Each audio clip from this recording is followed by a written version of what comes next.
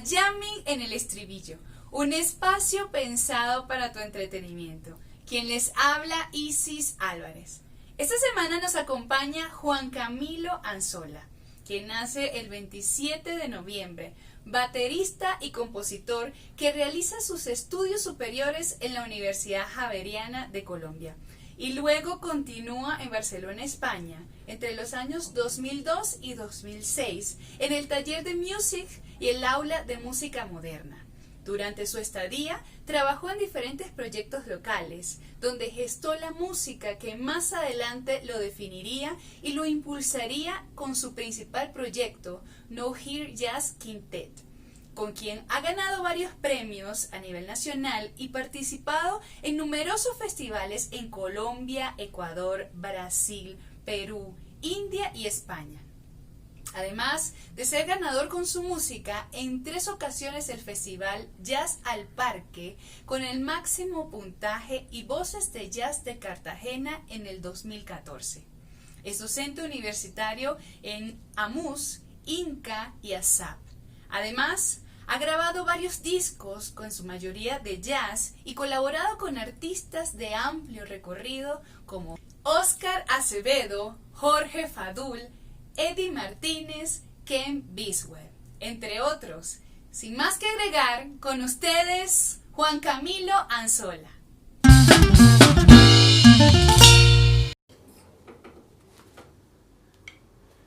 Bueno, un saludo para todos ustedes. Soy Juan Camilo Anzola, músico, docente, compositor. Muchas gracias por la invitación a Jamming en el Estribillo. Es un placer para mí estar aquí y compartir un poquito de las experiencias de todos estos años como músico. En primer lugar, bueno, comentarles que la batería es algo que siempre me gustó desde pequeño. Empecé un poco con la percusión menor, bongos, congas, pero luego más adelante, más o menos cuando tenía 12 años, empecé a tocar batería. Mis primeras influencias fueron, como la mayoría de ustedes, me imagino, influencias rockeras. Empecé por Led Zeppelin, por Santana, por Pink Floyd.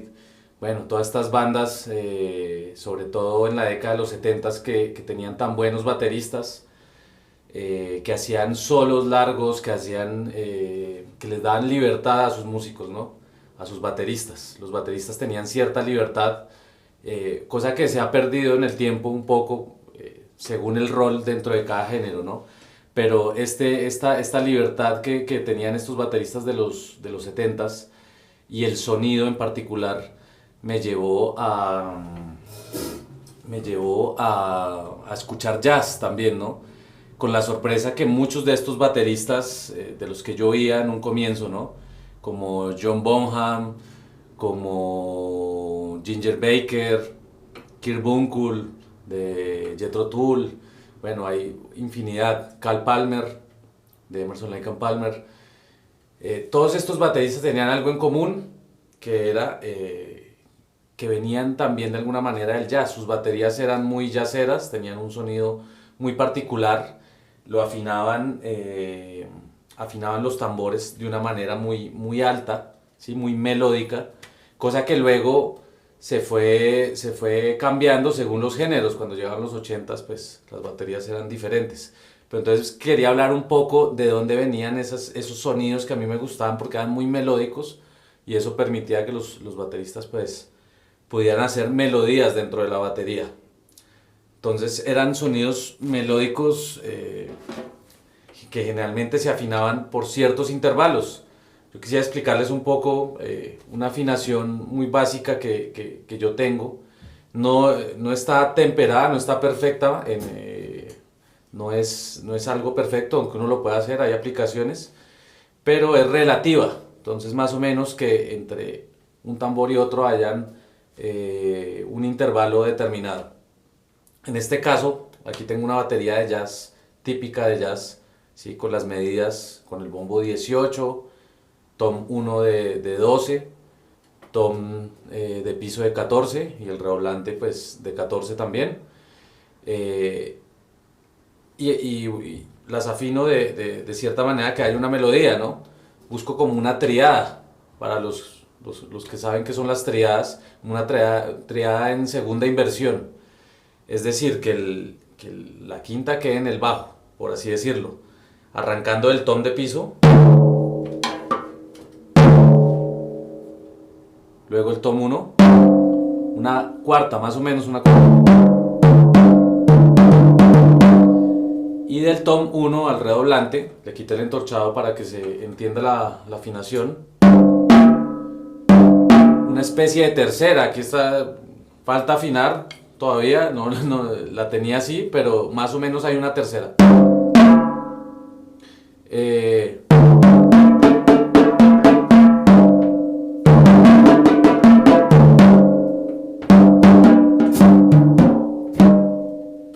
Entonces, si se fijan, ya se pueden crear melodías. Esto es determinante en el jazz, ¿no? Comprender el sonido.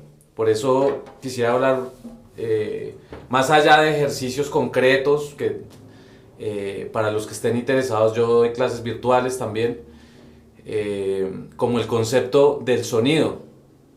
Entonces hay que entender que el jazz viene de un sonido desde los años 40 más o menos. Se empezó a consolidar ese sonido tanto en los platillos como en la batería, como en su afinación. Como pueden ver, se afina un poco más alta, como les decía, esto permite hacer más melodías.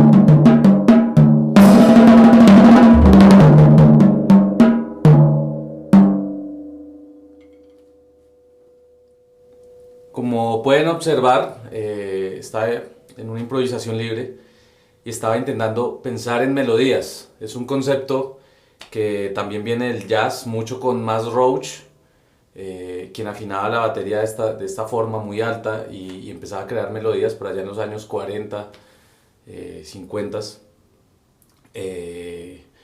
Y también, bueno, posteriores bateristas que ampliaron ese concepto de la batería como melodía, una batería que pueda acompañar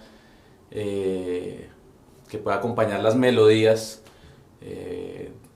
que tiene la música, ¿no? No es solo una batería que mantiene una base rítmica, sino es una batería que puede aportar melódicamente también, ¿sí? Y al aportar melódicamente, pues lógicamente entramos en aspectos de la forma y del tema como tal, ¿no? De ayudar a los otros músicos a encontrar esa forma dentro del tema, desde la batería. Entonces, voy a hacer un solo de blues para que tengan un poco la idea de eso. 1, 2, 3...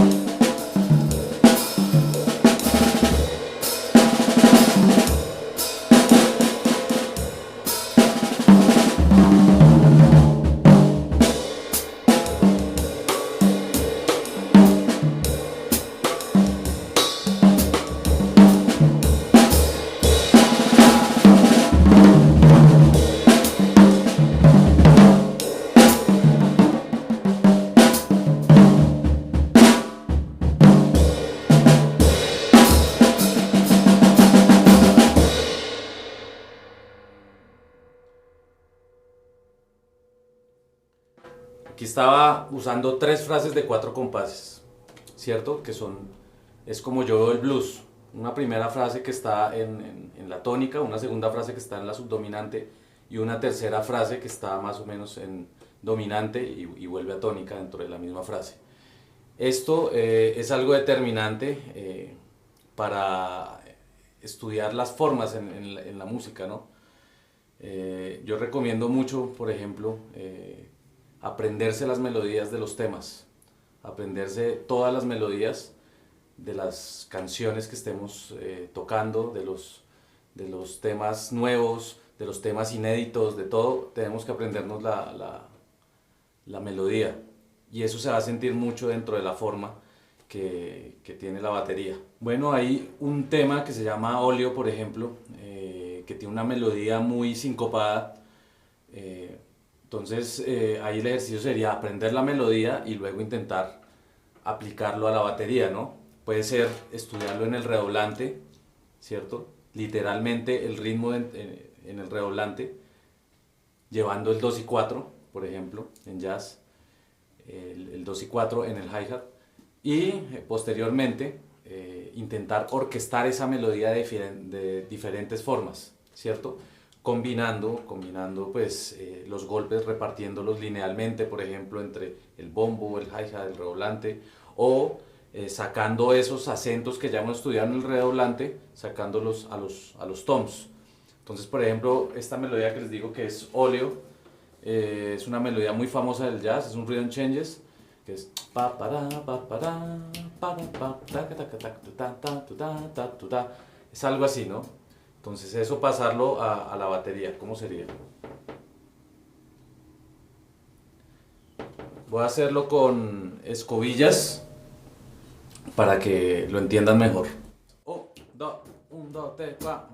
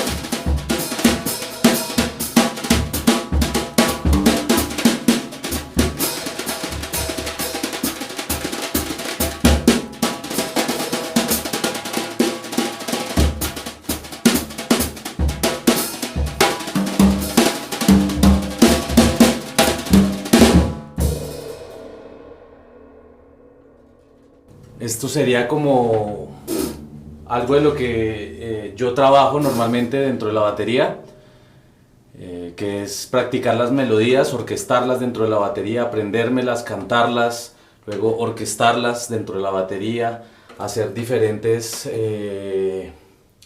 formas de hacer entender esa batería dentro de un instrumento que aparentemente no es melódico, pero como les decía, tiene mucha tradición melódica. Depende mucho del sonido que busquemos, por eso recomiendo mucho escuchar música, tocar encima de discos, ¿cierto? En este caso estoy hablando de jazz, que para mí es un género que me permite fluir en general, dentro de muchos otros géneros, pero en cualquier género lo importante es escuchar mucha música, investigar,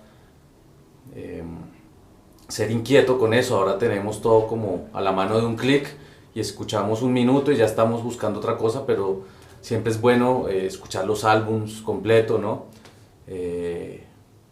Ser un poco melómanos en ese sentido, ¿no? Para buscar ese sonido. Entonces, muchas gracias a Yamin en el estribillo, muchas gracias por la invitación, espero que este conversatorio sea útil para muchos de ustedes, y un abrazo, hasta la próxima.